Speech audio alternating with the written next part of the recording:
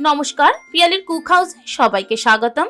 চলে এসেছি আজকে আবার একটি নতুন রেসিপি নিয়ে। আর আজকের রেসিপি সবার প্রিয় নলেন গুড়ের পায়েস। কিভাবে পায়েস তৈরি করতে হয় আমরা প্রত্যেকেই জানি। আমি কিভাবে বানাই সেটাই আজকে আমি আপনাদের সঙ্গে কিন্তু শেয়ার করব। তাহলে চলুন রেসিপিটি স্টার্ট করা যাক। আমার রেসিপিগুলো যদি ভালো লেগে থাকে তাহলে অবশ্যই চ্যানেলটিকে সাবস্ক্রাইব করবেন, পাশে থাকা বেল আইকনকে দাবিয়ে দেবেন। যখন নতুন কোনো রেসিপি আপনাদের সঙ্গে শেয়ার করব নোটিফিকেশন তাহলে পৌঁছে যাবে।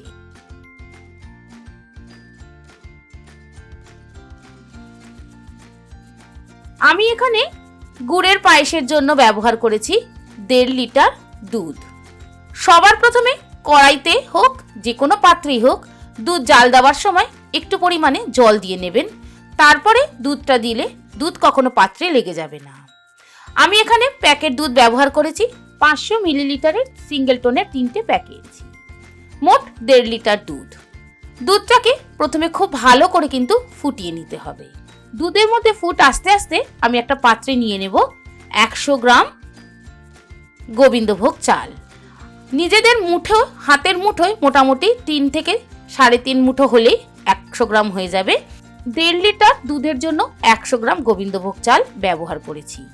চালটাকে একবার ধুয়ে সামান্য পরিমাণে জলে ভিজিয়ে রাখবো। যতক্ষণ না দুধটা খুব ভালো করে ফুটে আসছে এই চালটা আগে থেকে এরকম ভিজিয়ে রাখবেন, তাহলে খুব সহজেই চালটা সিদ্ধ হয়ে যাবে। অন্যদিকে দেখুন আমার দুধ কিন্তু খুব ভালো করে ফুটে এসছে। দুধটাকে একটু হাতে সময় ধরে ফুটাতে হবে। যেহেতু এটা সিঙ্গেল টোনের দুধ তাই দুধটা একটু হালকা বা লাইট হয়, অর্থাৎ পাতলা হয়, তাই জন্য একটু ঘন করে দুধটা প্রথমে ফুটিয়ে নিতে হবে। দুধটা ভালো করে ফুটে আসলে এখান থেকে আমি প্রথমে 4-5 হাতা দুধ আলাদা করে একটা পাত্রে তুলে রেখে দেব।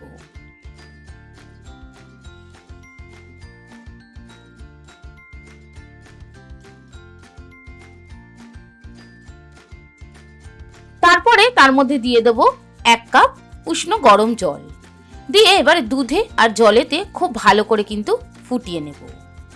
ফুটে আসলে তার মধ্যে দিয়ে দেব আগে থেকে ধুয়ে পরিষ্কার করে রাখা গোবিন্দভোগ চাল।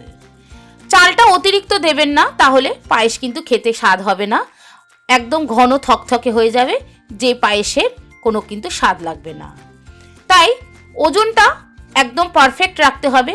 1.5 লিটার দুধে 100 গ্রাম গোবিন্দভোগ চাল।